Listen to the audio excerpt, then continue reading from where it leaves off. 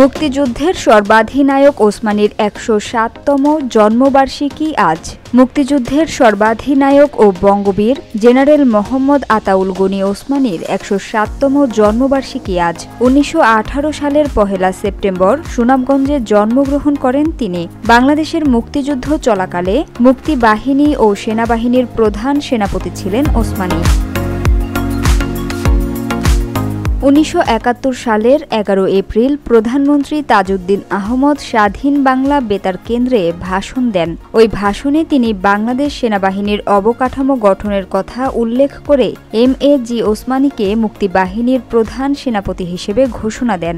একই বছরের ১৭ এপ্রিল গঠিত মুজিবনগর সরকারেও তিনি মুক্তিবাহিনীর সর্বাধিনায়কের দায়িত্ব পান। তার পরিকল্পনা অনুযায়ী সমগ্র বাংলাদেশকে ১১টি সেক্টরে ভাগ করে মুক্তিযুদ্ধ পরিচালনা করা হয়।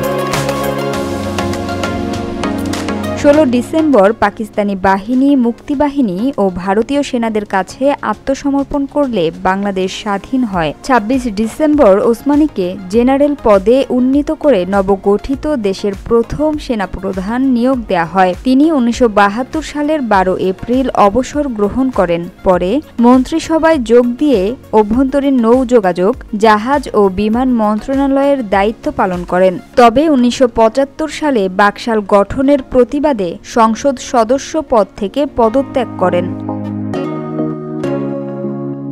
তার জন্মবার্ষিকী উপলক্ষে আজ সিলেটে নানা কর্মসূচি গ্রহণ করা হয়েছে। সকালে ওসমানীর কবরে ফাতেহা পাঠ ও পুষ্পস্তবক অর্পণ, বিকালে আলোচনা সভা, দোয়া মাহফিল ও রচনা প্রতিযোগিতা অনুষ্ঠিত হবে।